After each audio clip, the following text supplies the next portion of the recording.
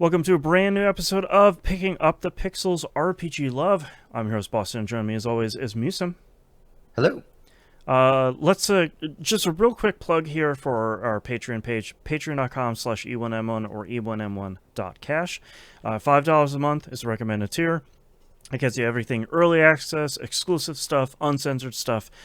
All of that is over there. I talk about it on like all of our other shows. So don't need to really keep drilling the well here.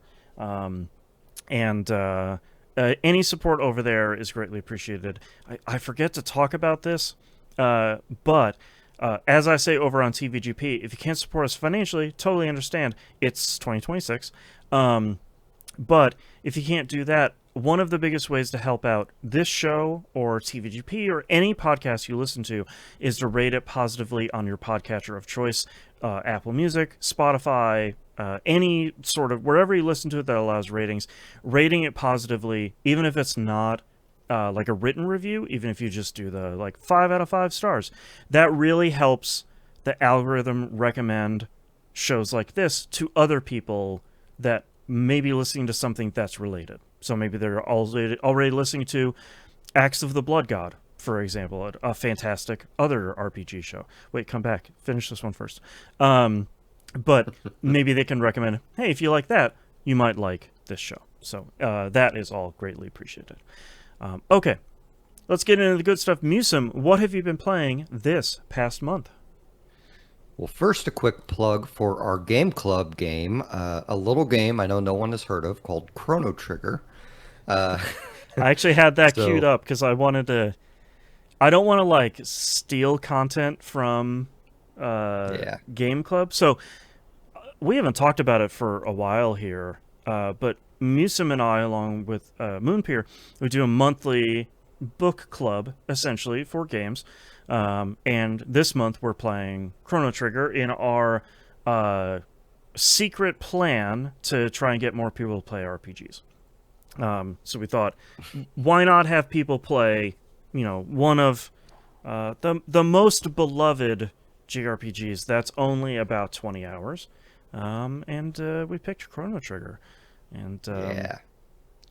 I thought it was really funny.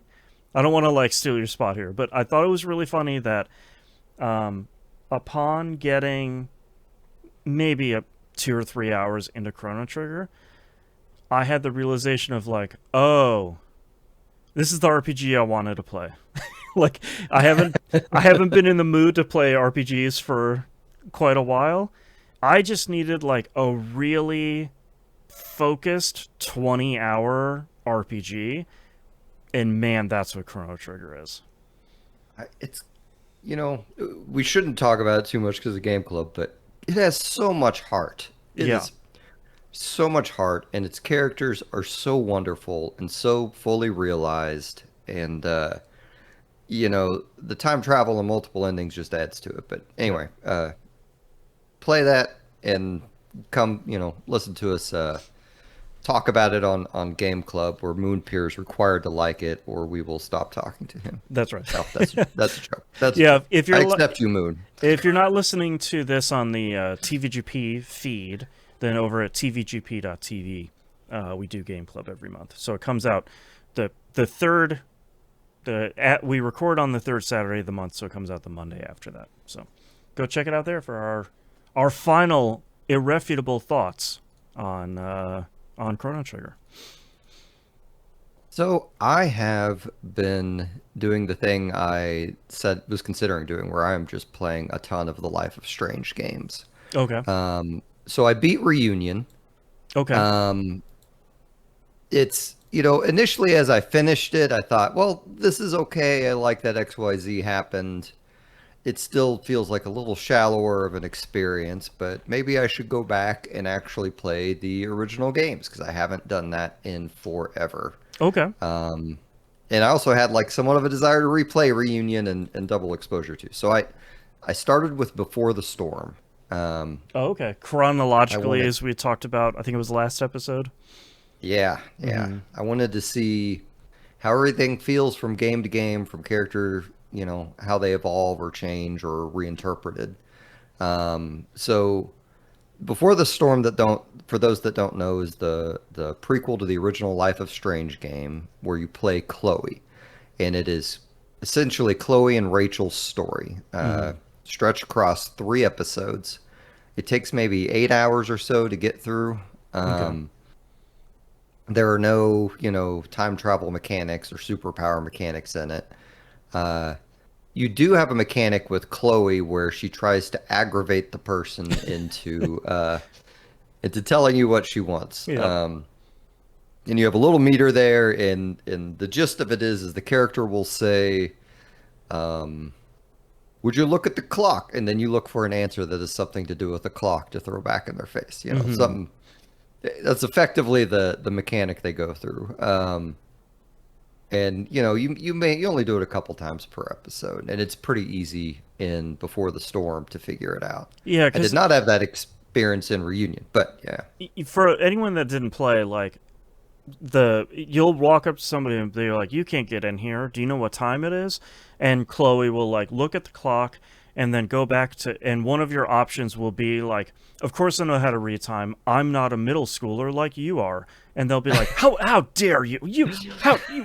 You kids?" And the bar will go up and they'll be like, "Grr." It's like it's yeah, pretty like it's pretty straightforward stuff. yeah.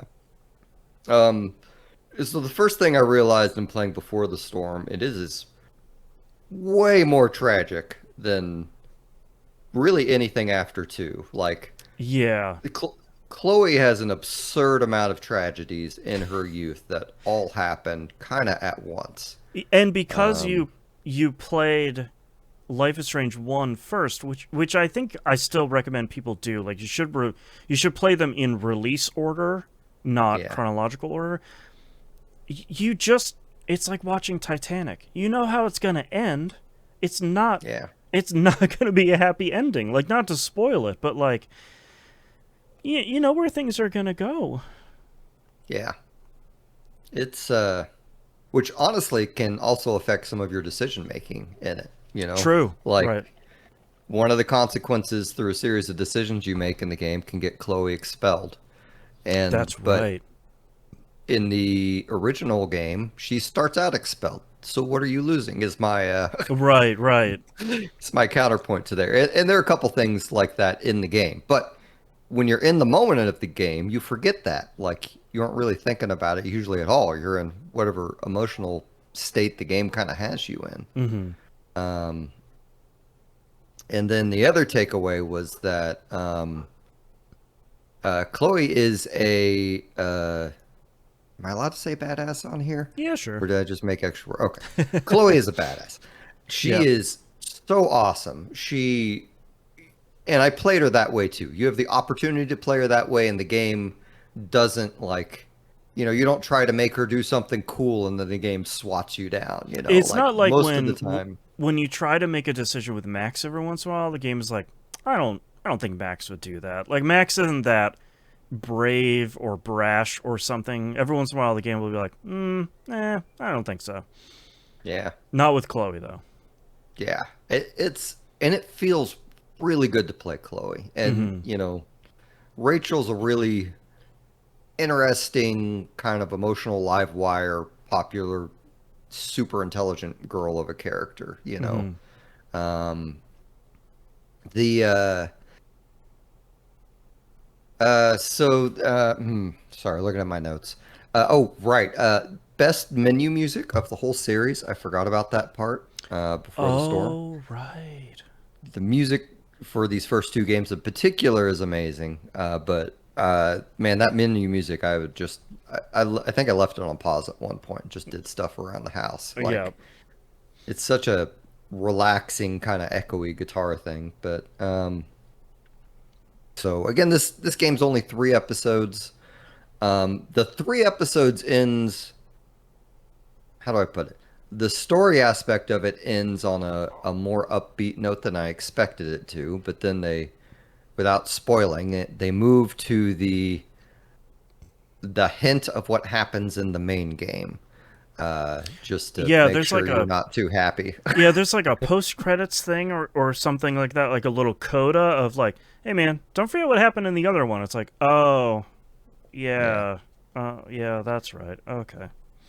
Yeah. And then you do the DLC where they're little kids, or, oh, I'm trying to remember the timeline. What is it? She's 12, I want to say, or 11, Mm-hmm. somewhere in there. And it's the last week that Max is there, which also happens to be the week Chloe's dad dies. Right. Um, and then when Max leaves town, she never talks to Chloe again, which is super messed up. Yep. Um, so that episode is absolutely heartbreaking, Yeah. and you will ugly cry at the end. Yep. Like that was a man.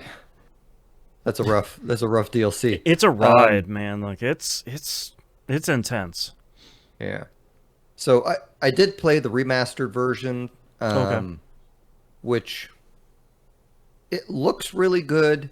It crashed on me a lot. Oh, bummer. Okay. And it crashed in a very specific way where you would get to the end of a cutscene, it would go to load, and then would crash, and then you'd have to start over, and you'd have to rewatch the cutscene again. And most of the cutscenes are several minutes long, so Right. it was not great. Weird. It seemed to be related to when I would pause the game and put my PS5 into sleep. Um, Oh, okay.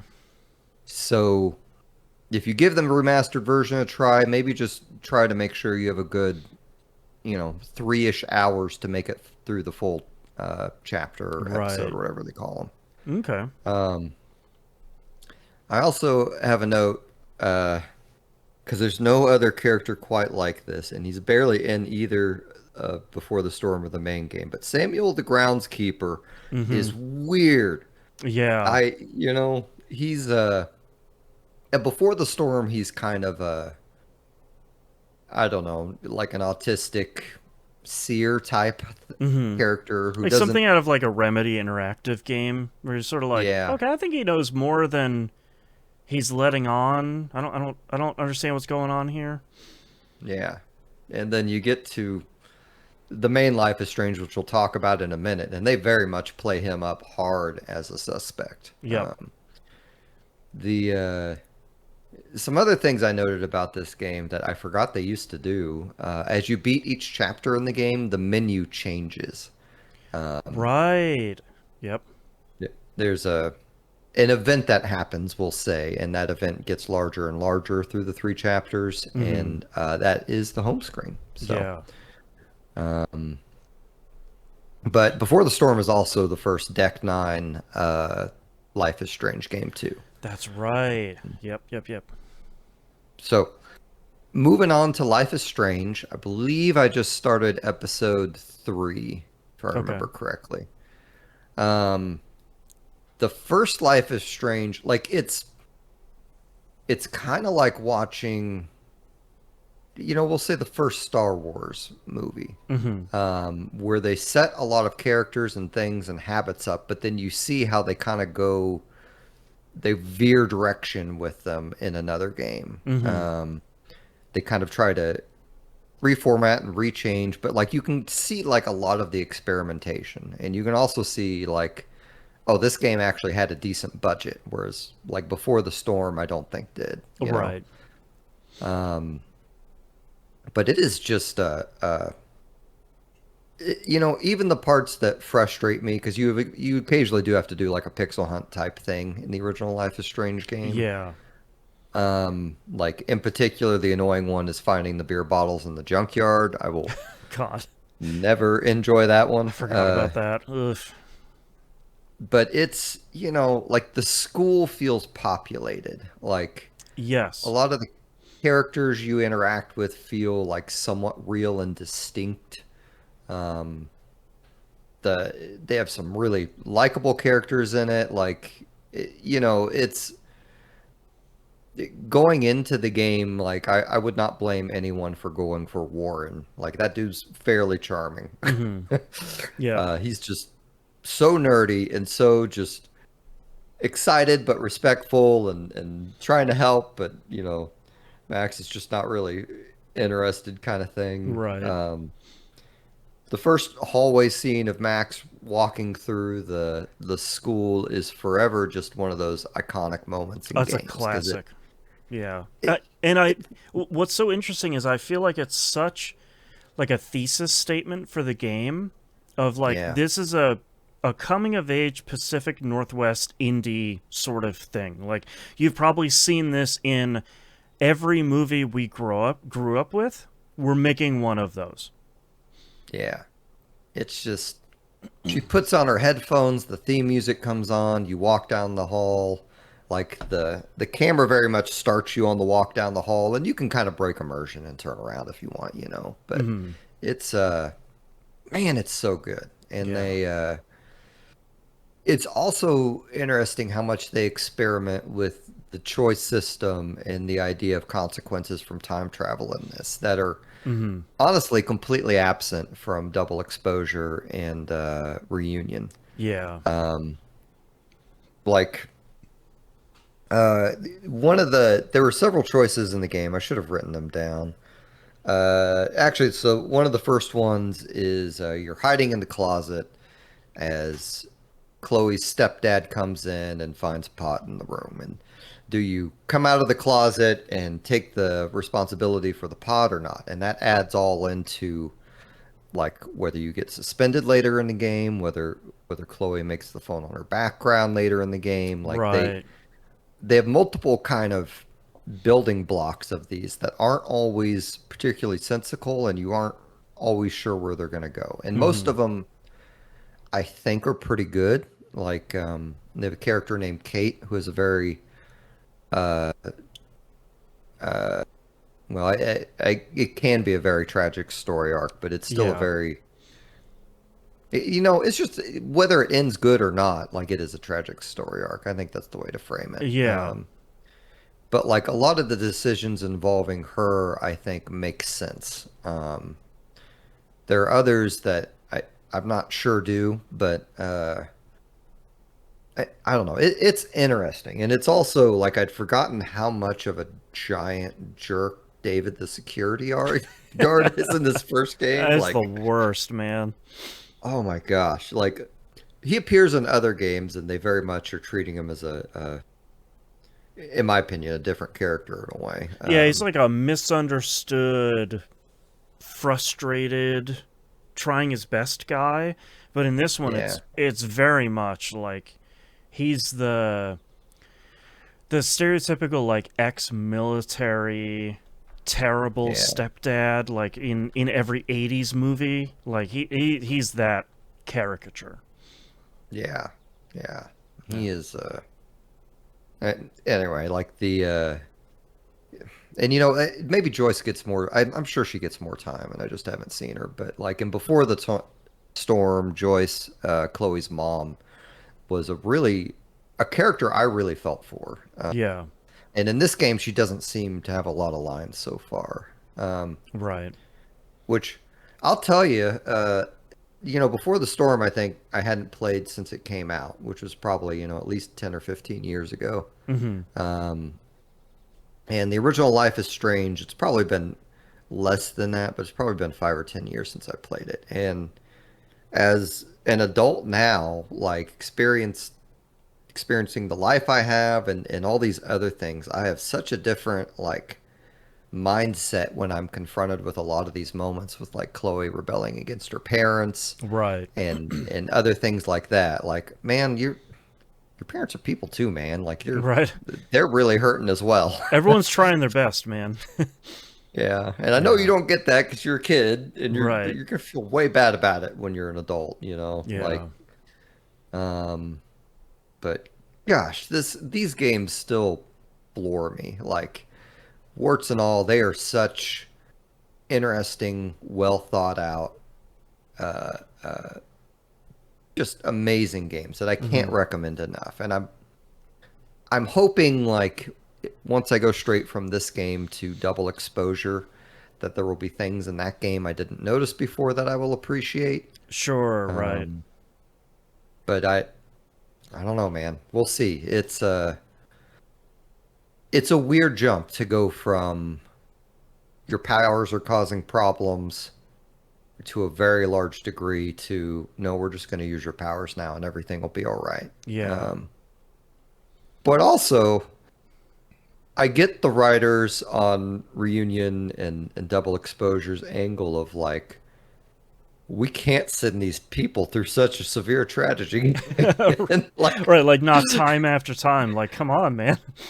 Like we're just gonna make them a wreck of a human being. Like Yeah. the amount of trauma like Chloe and Max have to endure in these first couple games is extreme. And I feel like that was part of the concern about going back to the Max and Chloe stuff, because I felt like Double Exposure was sort of like, at least initially, was like, okay, like we're seeing where Max is going to be after uh growing up and finding her voice and finding her art and finding a job and like becoming an adult. After we saw her as this, barely out of high school kind of prep school collegiate sort of thing. Yeah. Um, but extending past that into Reunion was sort of like, all right, like where are you gonna go with this other than tragedy again? And Yeah. not to say that they're just writing tragedies just to make these characters suffer, but it's sort of like, well, if you're gonna crash these two characters back together again, it's how is it going to end up positively, Yeah. and not just like a repeat of a previous work. Yeah. I agree. Well, and I will, without spoiling anything, that is, I feel like that's part of Reunion's story is Oh, okay. like they very much play on that expectation. Sure. We were talking about Final Fantasy VII, which we'll talk about in the news stories very quickly here today. But that almost sounds like Final Fantasy VII remake of sort of like, how do you play with the expectations of what a remake is? Again, without Yeah. spoiling that, without like remaking the original work. Yeah. And I think the reality is they made a couple of games that are probably all right, and I Mm-hmm. think I've just gone into them with some of the wrong mindsets, Mm, but are a little more shallow than the original experiences. sure. I think some of that is the budget. I think some of that is they are just missing all the characters that you really attach to Right. in Life is Strange. I mean, I already forgot her name, but the girl that you always are saving from getting hit in the head from things Oh and God, Life is yeah. Strange, I don't remember what her name is, but yeah. like they don't have any fun little things like that in Double Exposure or Reunion, but Right. it is it was nice seeing Chloe and Max together again in that game. I will say Yeah. that. But I'm gonna go through with this. Like I want to give Double Exposure another chance. I kind of betrayed myself when I played Double Exposure because when I originally beat Life is Strange, I sacrificed Arcadia Bay. Mm-hmm. Um, and when I started Double Exposure, I was like, that was probably wrong with me. So I went with the sacrifice Chloe Mm-hmm. decision. And I want to see how in the world Reunion works with Chloe still being alive because it doesn't. A lot of the dramatic conversations in that game, I feel like were very contingent on you sacrificing her. Oh, okay. Um, Interesting. but I don't know. I'm open to being wrong. Right. I also really, Victoria Chase is a wonderful character to hate, and Yes. I don't understand why they didn't bring her back. Like I feel like they Right. really left, and maybe they just felt like that was too much. Like they were trying to bring too many characters back from the old game, but she Right. is really the worst. Like going from Before the Storm to Life is Strange and just seeing the crap she does, it's just like, oh my, are you even a human being? Right. You are so terrible. It's again like another fantastic caricature of the the overly rich, consequence free sort of prep school kid. Uh, Yeah. yeah. Um, and I guess one last thing I'll say is I think the previous times I'd played the original Life is Strange, I tended to just have a conversation with a character, and then I might rewind and try the other one and then continue on.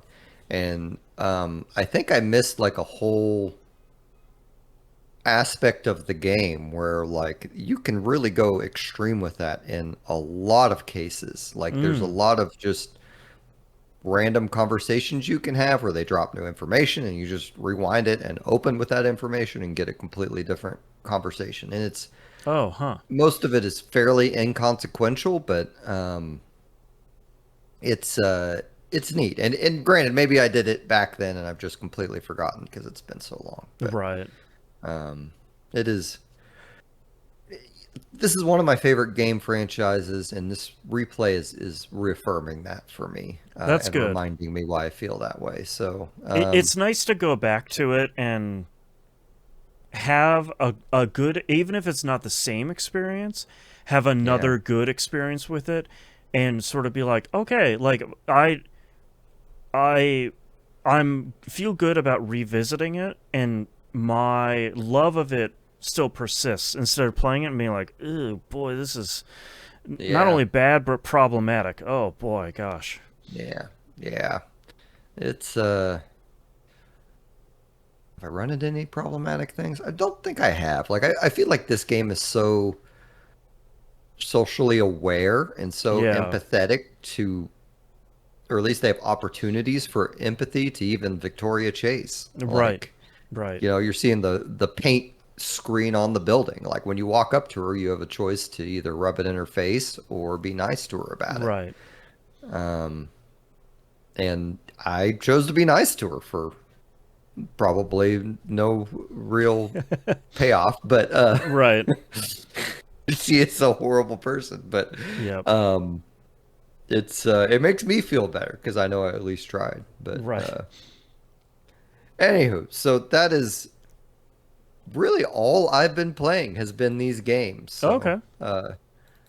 Boston, what have you been up to? I played Mina the Hollower, which Hmm.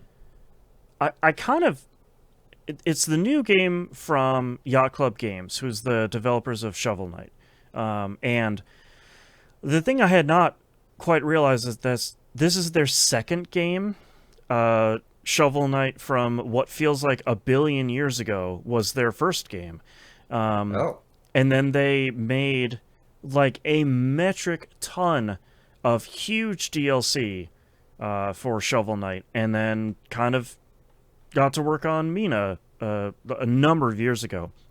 Um, so going into it, my main goal was, well, I kind of don't want to worry about what the game is going into it. I want to play a new kind of retro inspired game from the studio that made Hollow Knight, or not Hollow Knight, Shovel Knight, a game that I really loved.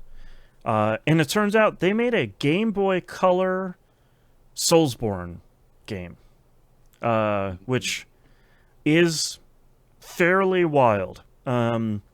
It consists of kind of all of the regular stuff that you would expect of a Soulsborne. It has kind of a deliberate battle system. It is difficult, often not punishingly so, but getting pretty close to it. Um, and it has that feeling of I just need to learn the mechanics. I need to learn the patterns. I need to learn how to get through all of this stuff better. And by getting a little bit better myself, I think I will, be able to successfully get through this game. Um, with it kind of having this top-down 2D Game Boy Color sort of aesthetic. So it's this really interesting uh, kind of juxtaposition, um, and how they get around the whole Hollower thing is Mina, who is a rat, can burrow down into the ground, and what that turns into is your kind of Soulsborne dodge mechanic. So you're not dodging out of the way, you're dodging kind of down and under and around enemies, which feels really interesting in kind of bucking expectations, I think, of like, there's no perfect dodge, there's no parry, there's no blocking whatsoever. Like, you need to get out of the way of enemies, and the way you do that is by going down and around or down and under. And that turns out to be really, really satisfying, I think, and I think the thing that is kind of continuing to propel me through this game is the combat feeling incredibly good. And I think it has an interesting system for experience where you're kind of picking up bones of the enemies and bones around the environment. And you're using those not only for leveling up your character, which they have unfortunately chosen to call bone up when you're able to level up your character, which they definitely should have found a different way of saying that in general. But that's also your currency as well. So you're kind of juggling, like, do I save these 3,000 bones to potentially buy a big new upgrade that I've been saving up for that's going to give me like a huge benefit? Or do I save a little bit more and get an upgrade where maybe I can do a little bit more damage, or I take a little bit less damage, or something like that? So that balancing, I think, is really interesting. And one of the more unique mechanics in this game that I didn't know about going in, and I think it's really interesting, and maybe other Soulsborne games have done this, and maybe it's not groundbreaking or as unique as I'm expecting it to be. But again, I am not a person who plays 3D Soulsborne games a lot. I am in love with this game, and I love something like Hollow Knight or Silksong that kind of blends Metroidvanias with some kind of Soulsborne mechanics. You do have essentially Estus flasks. If we're going to continue the Soulsborne stuff here. So you do have like a healing mechanic that is takes a long time to use. You can only carry X amount, etc., etc. But what I think is really interesting in this is it doesn't reward you for being passive. Your flasks only refill or only fill as you hit enemies. So what happens is, as you lose health, your health bar is red at the bottom of the screen. As you lose health, as that kind of red bar goes down, and you hit enemies, a little yellow part extends from your health. And that's how much you're going to heal if you pop one of your flasks. So it's not, oh, you can only, you'll heal up to full when you use your flask. That might not be the case. You might only heal up for like a fraction of health because you haven't hit an enemy or anything like that. So, like, that's kind of an interesting mechanic of, you need to get, if you're taking damage, you need to get aggressive and you need to go on the offense to kind of restore the health that you've lost by taking damage from enemies, which I think is kind of an interesting risk-reward sort of thing. So I've part of the whole story of the game is there's like these 6 generators that are keeping this area safe, and Mina is a hollower that was instrumental in creating the generators and keeping them running.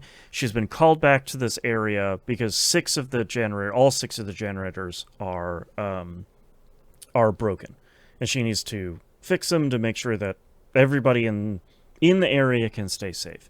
So I've cleared out 2 of the 6 generators at this point, which is essentially you go through a dungeon, you fight a big boss. At the end of it, yay, you've fixed a generator. We did it. So that's been pretty great. I'm trying to think what else is going on in this game. I feel like if anybody has played any like recent Souls games or Souls inspired games, all of this is probably pretty much like, yeah, that's how the genre works. It's a lot like talking about Silksong, where it's like, yeah, it's a Metrovania, which you got it. Like, you're doing the thing. But I think for someone like me that isn't in this genre a lot, I like the blending of this kind of 2D top down. It reminds me a lot of the vibe of it. Not necessarily the gameplay, but kind of the vibe is Legend of Zelda: Link's Awakening. That kind of 2D screen by screen dungeon clearing sort of thing. It's obviously much harder and much more combat focused than Link's Awakening, which I think is a benefit for it, but it's really good. And I get that it's a totally different genre, but I really get a lot of the same feelings from this that I did of Shovel Knight, of like going into a screen for the first time, discovering all the little secrets, getting through all the difficult puzzles, like getting through a dungeon, fighting a boss, all of that stuff. Like all of that feels a lot like Shovel Knight, but kind of in a different genre, which I think feels really great. And I wasn't expecting it to be this kind of like Soulsborne RPG sort of thing. So that's Mina the Hollower. Other than a lot of Chrono Trigger, which is like the real first kind of longish game that I'm playing on my Analog Pocket, which has been a pretty nice experience. That's all. What's an Analog Pocket? Analog Pocket is a handheld console that looks a lot like a Game Boy, except it has kind of a big color screen on it, and their whole thing is it's an FPGA. It has an FPGA chip on it, which is essentially a way like the Mister uses an FPGA chip, the same chip as well. And it's essentially like a way to really accurately, if not perfectly emulate certain consoles. So like when you're playing, like I have a ROM for, or not a ROM, I have a cartridge for Final Fantasy V for Game Boy Advance in there.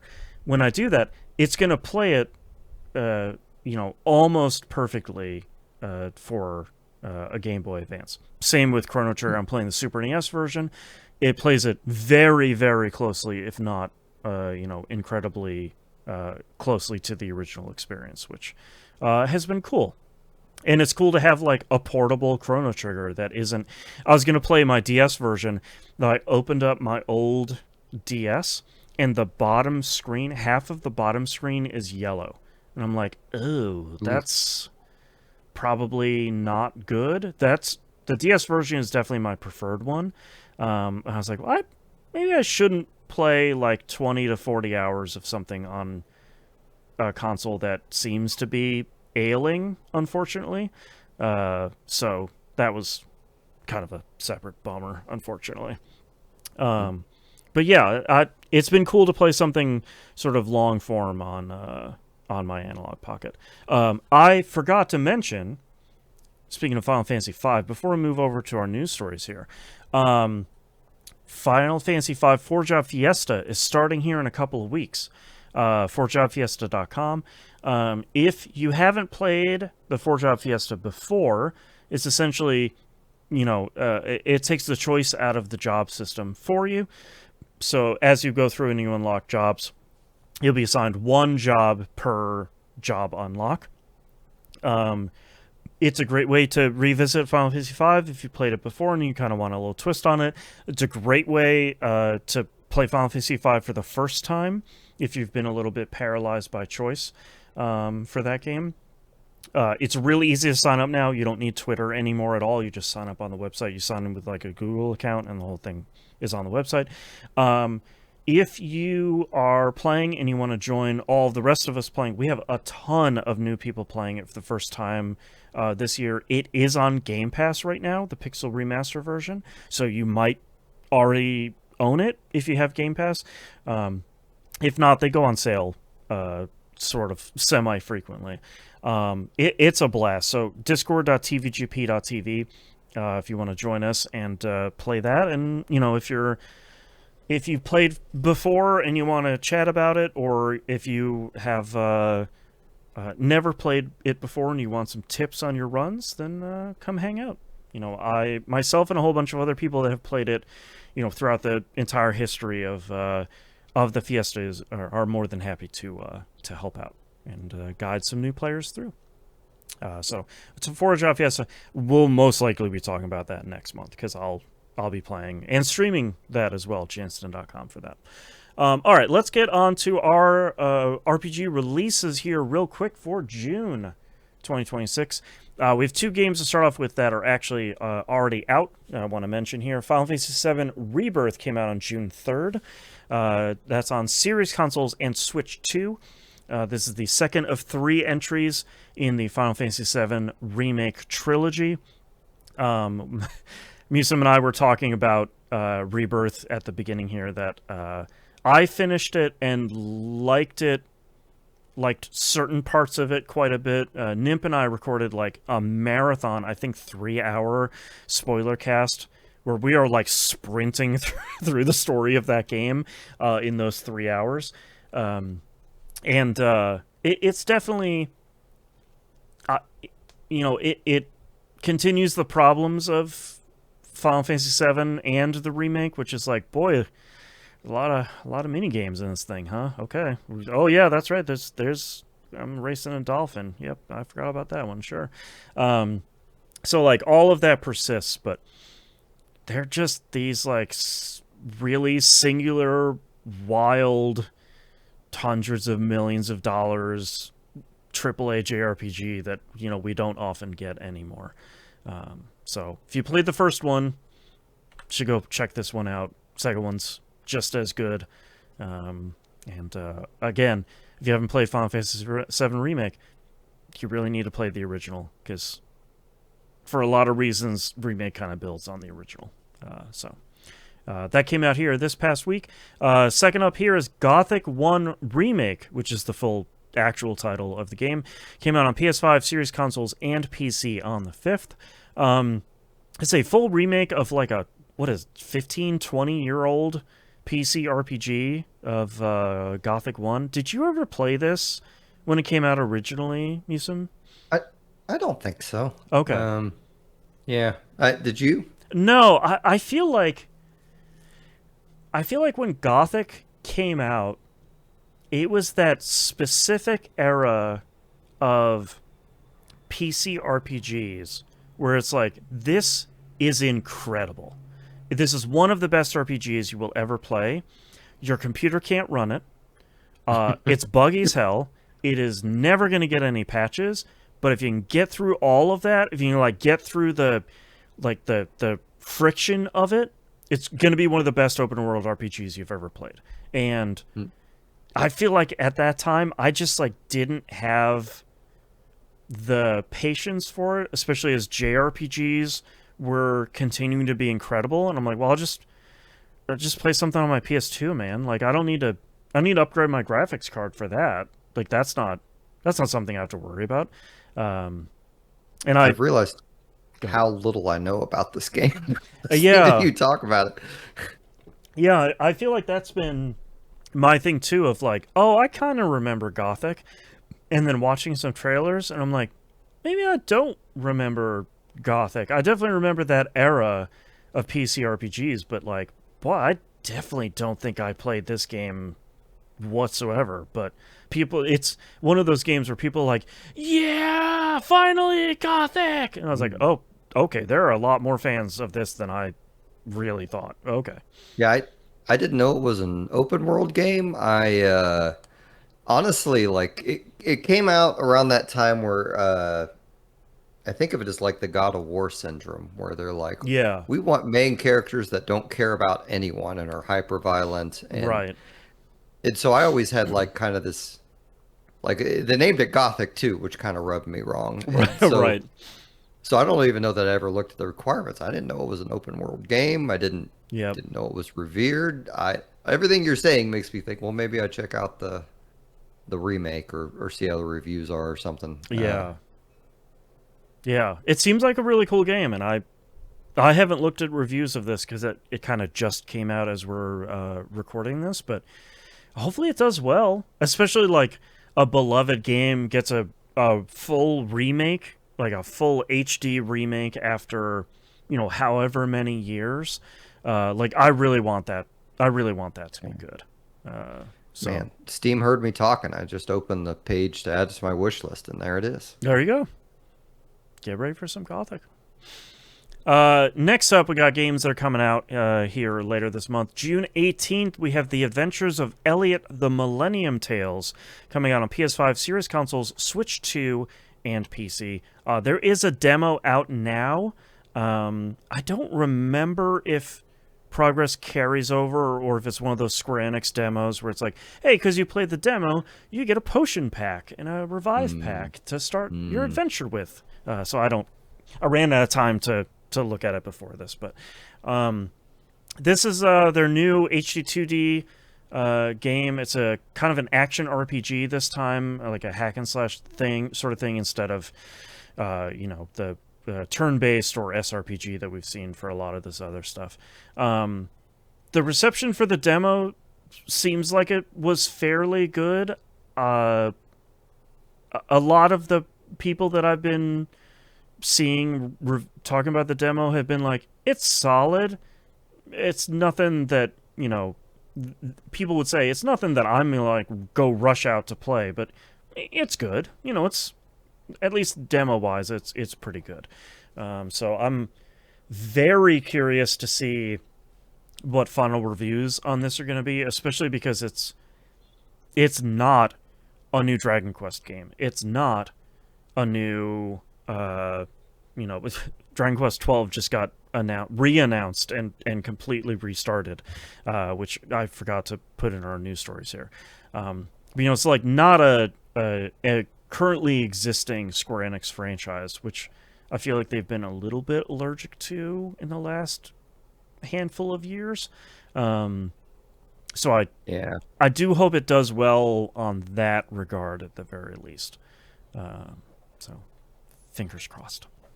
I can't believe I forgot about Dragon Quest 12. Part of the thing is we're going to talk about one news story very quickly here in a little bit, but I was holding off on talking about a lot of the RPGs that have been talked about and announced this month, because as we're recording the Summer Games Fest is happening, along with like Day of the Devs. Sony just had a big thing. Microsoft's having a big thing that's coming up. The not E3 is kind of in full swing. We're like in the dead middle of it at the moment. So we'll probably talk about a lot of that stuff next month once all the stuff is out and like all the trailers have settled and all the questions have been answered and all that. But I think we'll talk about one big news story here in a minute, but also Dragon Quest 12 got kind of restarted. The development got restarted and completely changed over. So it's not Dragon Quest 12 originally was this like, okay, we're going to have a dark Dragon Quest game. Looks like they've completely abandoned that idea, and they're kind of making, for better or worse, they're making like a new Dragon Quest game, which is probably going to be great, but might be one of those big lost what ifs. Okay, so me not really having played much in the way of Dragon Quest aside from Sentinel of the Starry Skies, which was an amazing game. Do you need or want a dark Dragon Quest game?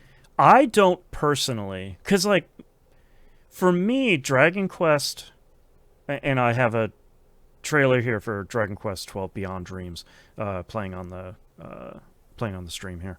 To me, part of the fun and the appeal of Dragon Quest, and I've played most of them. I think I'm missing like 6 and 7 I didn't play.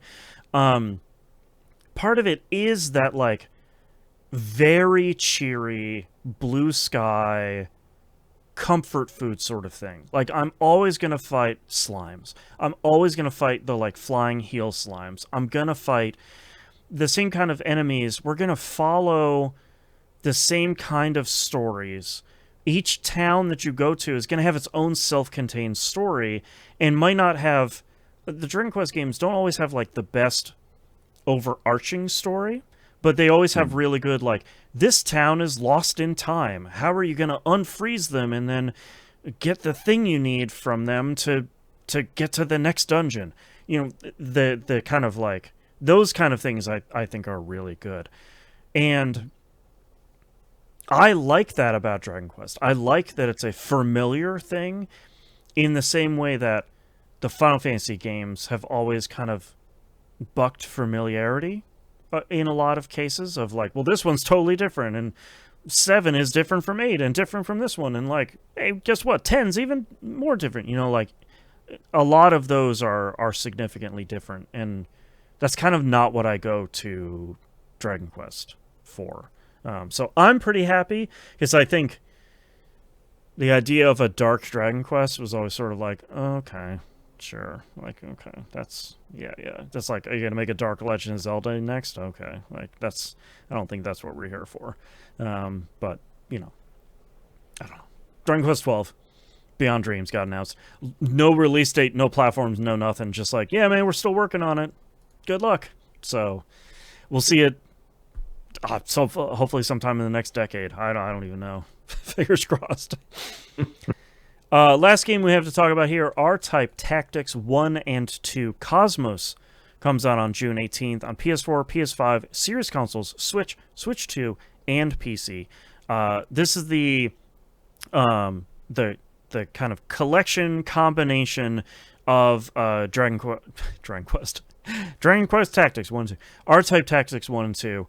The kind of like the really fantastic, I haven't played them, unfortunately, everybody really loves them. The 2D side view tactics game, the like hex-based grid tactics RPGs. So these are supposed to be really good. I unfortunately have they've always come out at the wrong time, or like the wrong platform or something, of like, I think I would really like these games. And it's like, yeah, it just came out on the PS3. And it's like, okay, well, never mind. You know, that sort of thing where like, the second one came out on PS4, and it's like, okay, the PS5's like 2 years old now, so maybe I'm not gonna have that happen. But I'm glad these are out. They've been doing a really great job of putting out collections of R-Type games, including these kind of spin-off ones. So I think that's really great. All right, that's all the games we have to talk about. Let's talk about our one news story of the week. The Summer Games Fest is, like, as I talked about, in progress right now as we're talking. One of the biggest announcements they've had is the announcement of the third game of the Final Fantasy VII Remake Trilogy.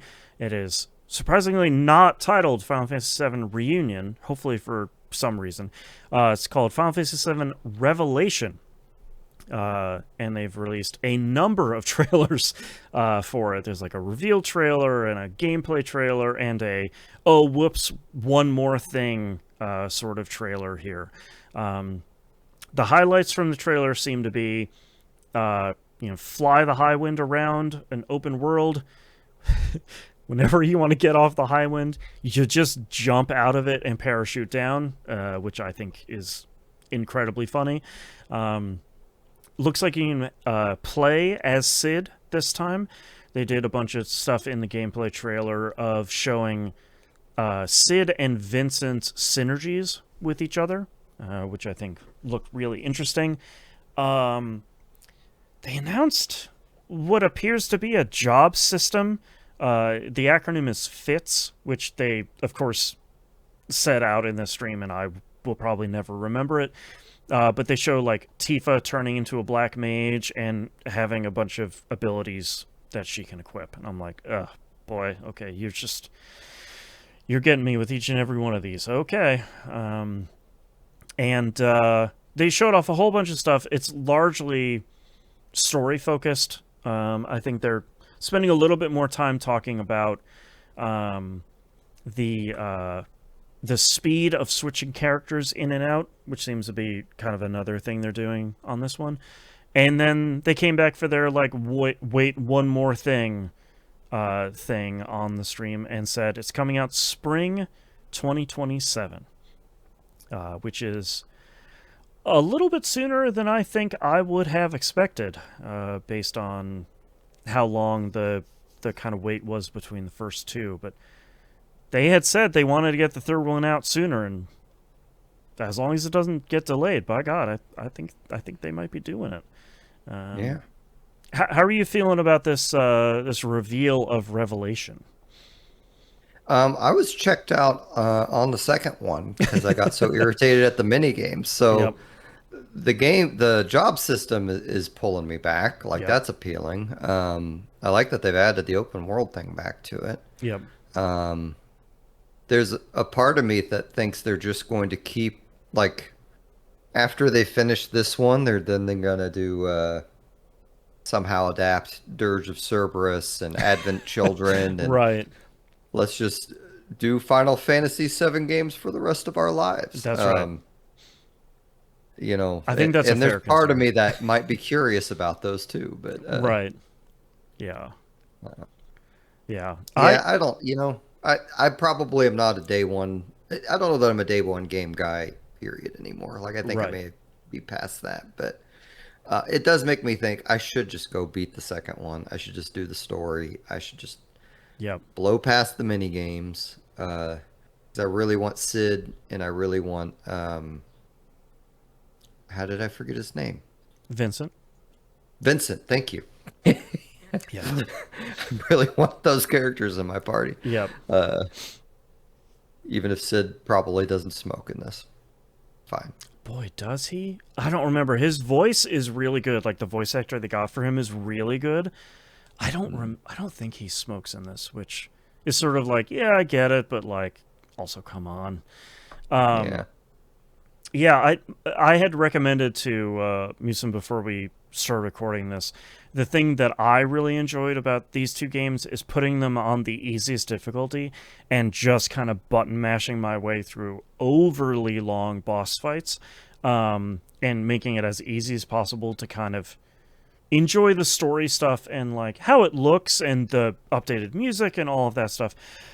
To me, the battle system is not the strongest part of these games. I know it is for some people. Some people do some fairly incredible stuff with how these games play, but that has not been the draw for me. The draw for me, especially in the second one, was like, okay, boy, like how are you going to handle all of this story stuff, like the sort of famous Final Fantasy VII story twists and turns? Like how are you gonna handle any of these things? And that persists for me in this third one of just like, okay, we're in it now. Like we're at the end. How are you going to wrap this thing up? I still am not entirely sure. But I'm definitely going to be there day one to figure out how the hell they're going to try and land the ship. Because it's wild. So yeah, I'm pretty excited for it. I wasn't expecting an announcement here at all anytime soon. So for them to be like, God, they're gonna do all the weapons. We're gonna have to fight Ruby and Emerald. Yep. And have they shown? Is Knights of the Nine is not in? It's not Knights of the Nine. That's Oblivion. Knights of the Knights of the Round. Round. Yeah. In the second one, right? It is not in the second one. At least not that I know of. I didn't do all like the side quest stuff. There was I should go back and do the side quest stuff. There's like a series of incredibly annoying quests to do in each zone. Also, like 2 is impossibly huge if you're going to do everything. Like each and every one of the zones in the game is massively, monstrously huge. But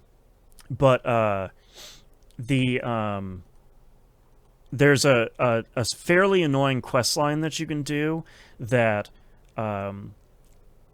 you at the end of the first area's quest line, it shows a character that I really love, and I was like, oh, I bet if I do all of these quests in every area, I bet I get to go do that thing.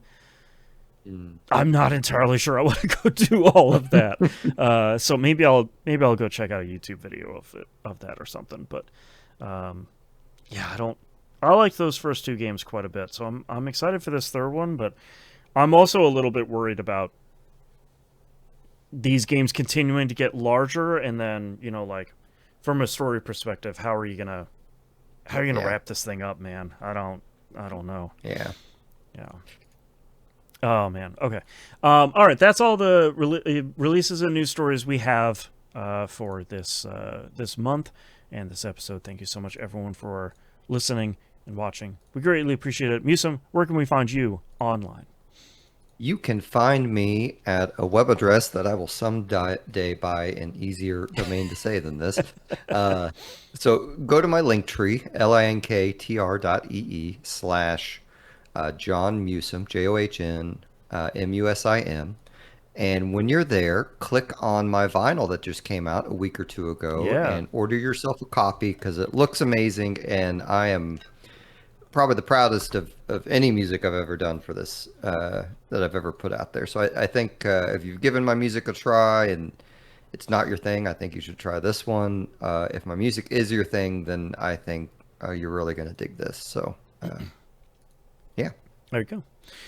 You can find me at jansten.com, JANSTEN.com. That has all the links. I live stream. I'm a variety streamer. I live stream every weekday at 9 a.m. Pacific, and then sometimes Thursday evenings as well. So you can go check out that. I have a very chill and very welcoming community, and I think you should check out my streams. And don't forget to check out the rest of the shows over at tvgp.tv, and our Patreon, patreon.com/E1M1 or E1M1.cash. I think that's all of it, so thank you very much, everyone, for listening. We'll see you all next month. Bye! Bye!